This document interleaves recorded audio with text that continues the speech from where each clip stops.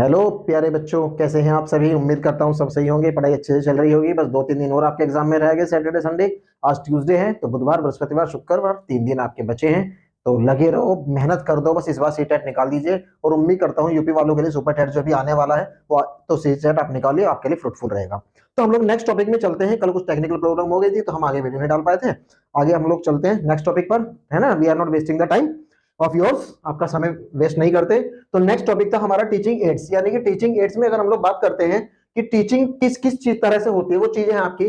पहला होता है ऑडियो एड्स आपका। ऑडियो एड्स के अंदर क्या होता है, बेसिकली मैं बता देता हूं कि इसमें सिर्फ और सिर्फ वो चीजें बच्चे को सुनाई जाती हैं, सिर्फ उन इक्विपमेंट्स का यूज किया जाता है जिनमें बच्चों को सिर्फ चीजें सुनानी है, ना कि दिखानी है, सिर्फ सुनानी है। पोएम्स चल रही हैं, राइम्स चल रही हैं, म्यूजिक चल रहे हैं इस तरह से, या एबीसीडी सुनाई जा रही है, 1 2 3 सुनाई जा रही है, सिर्फ ears, appeal to only ears, यानी कि इसमें सिर्फ कानों का यूज हो रहा है बच्चे का, सिर्फ सुनाई जाएंगे, तो वो होते हैं ऑडियो एड्स। उसके बाद में आते हैं आपके विजुअल एड्स। विजुअल एड्स में क्या होता है, आंखों का यूज किया जाता है। जैसे इसमें क्या होता है, बच्चों को कुछ चीजें दिखाई जाती हैं, जैसे कुछ प्रोजेक्ट दिखा दिए, कुछ टॉयज दिखा दिए, इस तरह की चीजें उसको दिखाई जाती है जिसमें बच्चा देखकर सीखता है। ये ऑडियो एड्स में क्या है, सुनकर सीख रहा है, यानी कि लर्निंग जो हो रही है वो सुनकर हो रही है। और विजुअल एड्स में जो लर्निंग हो रही है वो विजुअल हो रही है, यानी कि वो देखकर हो रही है, वो पहले चीजों को सी कर रहा है, देख रहा है, सीन कर रहा है चीजों को। उसके बाद में आते हैं ऑडियो एंड विजुअल एड्स, यानी कि इसमें दोनों, बोथ ईयर्स एंड आईज, यानी कि जैसे अगर मैं कहूँ मूवी दिखा देना, है ना, तो इस तरह की जिसमें आपके ईयर्स और आईज दोनों का इन्वॉल्वमेंट हो जाए, यानी कि आप चीजों को देख भी रहे हैं और चीजों को आप सुन भी रहे हैं। उसके बाद में आता है आपके एक्टिविटी एड्स। एक्टिविटी एड्स क्या है, अभी शामिल हुआ है, पहले नहीं था ये। एक्टिविटी एड्स में क्या होता है कि इसमें एक्टिविटी बेस्ड होता है कि बच्चे को एक्टिविटी कराई जाती है स्कूल के अंदर, बच्चे को स्कूल के अंदर एक्टिविटीज कराई जाती है। उसके बाद में आ जाता है आपके टीचिंग। टीचिंग में हम लोग दो तरह की बात करते हैं, देखिएगा दो तरह की टीचिंग है यहाँ पर। एक आपकी डायग्नोस्टिक टीचिंग है और एक आपकी रेमेडियल टीचिंग है। डायग्नोस्टिक टीचिंग में क्या होता है कि यह जाना जाता है, इस रीजन को, कारण को फाइंड आउट करने की कोशिश की जाती है कि बच्चे का फेलियर क्यों आ रहा है, बच्चा अच्छा परफॉर्म क्यों नहीं कर रहा है, रीजन को फाइंड आउट करना, वो होती है आपकी डायग्नोस्टिक। रेमेडियल यानी कि उसका निवारण करना। अब हमने रीजन तो फाइंड आउट कर लिए, रीजन को फाइंड आउट करके फिर उसको क्योर करना कि भाई इस कारण से बच्चा आपका लर्न नहीं कर पा रहा है। तो लर्निंग में कौन कौन सी प्रॉब्लम्स आ रही हैं उनको ढूंढने के लिए आपकी कौन सी टीचिंग होती है बेटा, डायग्नोस्टिक टीचिंग होती है। उसके बाद में बच्चों कौन सी होती है, रेमेडियल टीचिंग होती है, यानी कि पहले कारण निकालना उसके बाद में निवारण। यानी कि पहले हम लोग ये देखते हैं कि भाई बच्चे के अंदर कमी क्या है और उसके बाद में हम लोग देखते हैं कि बच्चा को उन कमियों को दूर करके लर्निंग को कराना। नेक्स्ट टॉपिक हमारा आ जाता है बेटा टाइप्स ऑफ असेसमेंट। आपने देखा होगा कि जब हम लोग कोई भी चीज लर्निंग कराते हैं तो लर्निंग कराते हुए हमें यह भी देखना होता है कि क्या क्या कमियां आ रही, सॉरी, लर्निंग करते हुए, लर्निंग कराते हुए बच्चे को हमें यह भी देखना होता है कि उसने कितना सीखा, है ना। इसमें क्या है, लर्निंग तो ही, लर्निंग तो हम कराते जा रहे हैं लेकिन कितनी, how much has he learn, उसने कितना सीखा है। अब उसके लिए दो तरह से हम लोग असेसमेंट लेते हैं, यानी कि टेस्ट कह सकते हैं, एग्जाम कह सकते हैं, यूनिट टेस्ट कह सकते हैं। एक होता है आपका फॉर्मेटिव असेसमेंट और एक होता है आपका समेटिव असेसमेंट। फॉर्मेटिव असेसमेंट जो है ना वो ड्यूरिंग क्लास टीचिंग होता है, यानी कि जिसमें वीकली टेस्ट होते हैं हमारे, जिसमें हमारे क्या बोलते हैं, हाफ ईयरली एग्जाम होते हैं, ट्राइमेस्टर एग्जाम होते हैं या सेमेस्टर एग्जाम होते हैं। ये एक बेस्ट वे होता है बच्चे की परफॉर्मेंस को चेक करने का, बच्चे की परफॉर्मेंस को चेक करने का आपका बेस्ट वे होता है कौन सा, फॉर्मेटिव असेसमेंट। उसके बाद में आ जाता है आपका समेटिव असेसमेंट। इसमें और इसमें अंतर क्या है, ये क्लास के दौरान हो रहा है और ये at the end of the session, यानी कि at the end of the year हो रहा है। तो इसमें क्या होता है, पहले बच्चे को, इसमें पूरे साल बच्चे की पढ़ाई चलती रहती है और असेसमेंट चलते रहते हैं, तो बच्चे का पता रहता है कहां पे कमी कर रहा है। और समेटिव असेसमेंट में क्या है कि बच्चे का पूरे साल पढ़ाई होगी, फुल ईयर उसकी पढ़ाई होगी और साल के अंत में, at the end of the year, at the end of the session, फिर उसका असेसमेंट होगा कि उसने कितना सीखा। तो इन दोनों में अगर बेस्ट मार्क ढूंढा जाए तो बेस्ट वे होता है फॉर्मेटिव असेसमेंट। इसे बेटा ध्यान से देख लेना क्योंकि इसमें से आपका एक क्वेश्चन जरूर आज के इस वाले टॉपिक में से बनने वाला है। अभी आप लोग एक काम कीजिएगा, इसका एक स्क्रीनशॉट ले लीजिए। स्क्रीनशॉट लेने के बाद में फिर हम लोग नेक्स्ट टॉपिक अभी शुरू कर रहे हैं, बस अभी मिलते हैं, ठीक है। आप लोग स्क्रीनशॉट ले लीजिए इसका।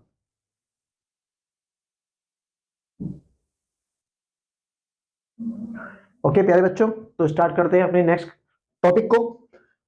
Let's come to the point. हम लोग यहाँ पे बात करते हैं कॉन्ट्रास्टिक पेयर। अगर हम लोग बात करते हैं कॉन्ट्रास्टिव पेयर, कॉन्ट्रास्ट यानी कि अगर हमने बोला कॉन्ट्रास्ट में है या मैचिंग में है, दो वर्ड है हमारे कि भाई कॉन्ट्रास्ट में है या मैचिंग में है।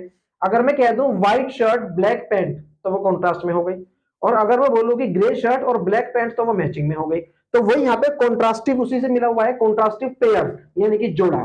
ठीक है, इस ए पेयर ऑफ वर्ड्स, शब्दों का एक ऐसा जोड़ा, दैट आर द सेम, जो बिल्कुल सेम होगा, ठीक है, लेकिन except for a contrasting letter, लेकिन कॉन्ट्रास्टिंग लेटर उसमें अलग अलग हो जाएंगे। ठीक है, यानी कि जब हम बोल रहे हैं तो बोलने में बिल्कुल स्पीच में ऐसा लगेगा जैसे कि हम बच्चे को, आपने देखा होगा कि हम कोई वर्ड बोल देते हैं उसे लर्न कराते हुए, जब उसे इमला डिक्टेशन बोलते हैं तो उस समय पर आपने देखा होगा किसी वर्ड को बोलते हैं तो हम जो बोलते हैं वो उससे ही मिलता जुलता दूसरा वर्ड लिख देता है। जैसे कि एग्जांपल के तौर पर यहाँ पे मैंने लिखा है आपका टेक और टेक, मैंने बोला टेक, सामने वाले ने सुन लिया टेक, तो चीजें चेंज हो गई ना, टेक और टेक। एप्पल और एम्पल, मैंने एप्पल बोला उसने एम्पल लिख दिया, मैंने टीम बोला उसने डीम लिख दिया। तो इस तरह के वर्ड्स होते हैं जिन्हें हम लोग बोलते हैं क्या, कॉन्ट्रास्टिव पेयर। कॉन्ट्रास्टिव पेयर में ऐसे वर्ड्स बच्चा समझ लेता है, बोलते हैं सामने वाला टीचर कुछ है, अध्यापक कुछ और बोल रहा है, लेकिन लिख लेता है वो उससे मिलता जुलता वर्ड सुन लेता है। नेक्स्ट टॉपिक आता है हमारा टाइप्स ऑफ रीडिंग।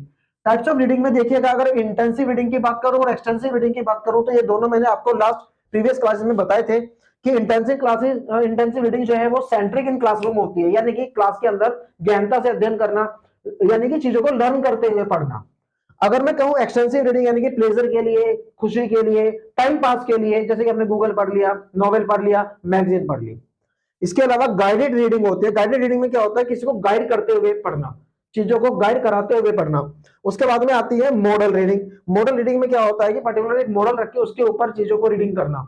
उसके बाद में आती है डायलॉजिक रीडिंग। डायलॉजिक रीडिंग क्या होती है, जैसे कि कोई पेरेंट्स है, पापा बैठे हैं, मम्मी बैठी है, कोई एडल्ट बड़े बैठे हैं और बड़ा बोलते हुए छोटे बच्चे को कुछ समझा रहा है, कुछ बता रहा है, यानी कि बोल के सुना रहा है, जैसे कहानी हो गई, है ना, तो वो होती है आपकी डायलॉजिक रीडिंग। डायलॉजिक रीडिंग में क्या होता है, एक बड़ा पढ़ता है, एडल्ट किसी चीज को पढ़ता है और छोटा उसको सुनता है बच्चा।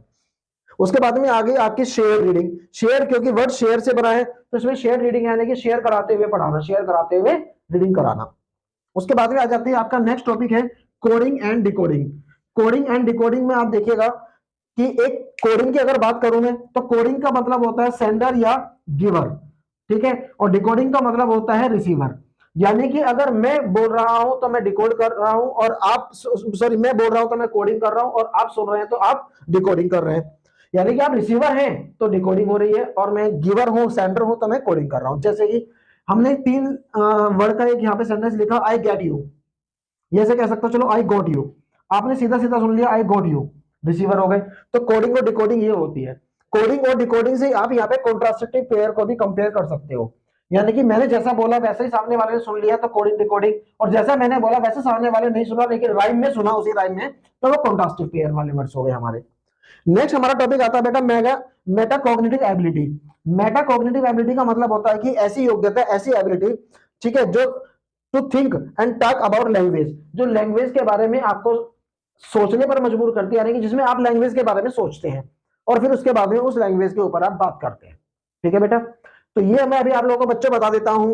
कॉन्ट्रास्टिव पेयर मैंने बताया आपको, राइमिंग की तरह के टाइप्स ऑफ रीडिंग में बता दें, intensive, extensive, guided, model, dialogic, shared. Coding and decoding बता दी जिसमें आपका सेंडर और रिसीवर होता है, और इसके अलावा मेटाकॉग्निटिव एबिलिटी बता दी, यानी कि जिसमें हम लोग लैंग्वेज के बारे में सोचते हैं और फिर लैंग्वेज के बारे में हम लोग बात करते हैं। अभी आप लोग इसका स्क्रीनशॉट ले लीजिए, फिर नेक्स्ट टॉपिक पर अभी चलते हैं। ओके प्यारे बच्चों, चलिए अब आगे चलते हैं नेक्स्ट टॉपिक पर अपने, जो कि हमारा है फोनेमिक अवेयरनेस। फोनेमिक अवेयरनेस का मतलब होता है अवेयर, अवेयर तो आप जानते हैं, अवेयर से वर्ड बना है अवेयरनेस, फोनेमिक यानी कि बातचीत का।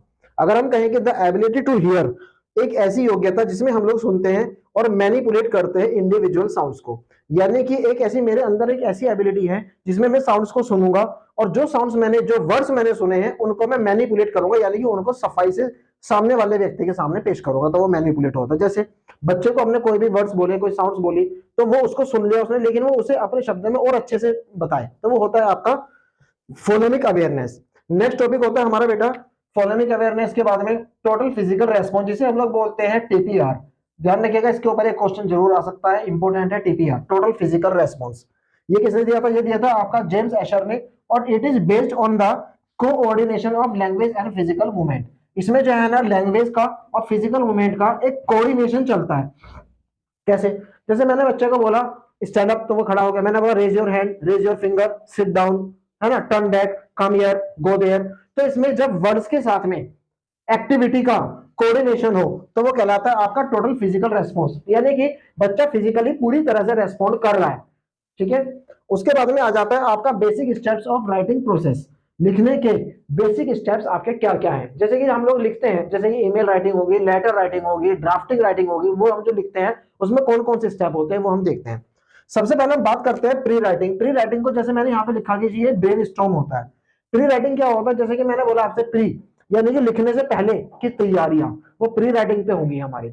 उसके बाद में आता है आपका ड्राफ्टिंग, यानी कि जो हमने लिखना है हमने उसे ड्राफ्ट कर दिया, पूरी तरह से लिख लिया उसको। लिखने के बाद में तीसरा होता है रिवाइजिंग, हमने इसको ड्राफ्ट को फिर रिवाइज कर लिया, पहले हमने प्री राइटिंग में मेंटली तैयार कर ली चीजें या रफली तैयार कर ली चीजें, उसके बाद में हमने उस मैटर को ड्राफ्ट कर दिया, टाइप कर लिया, लिख लिया।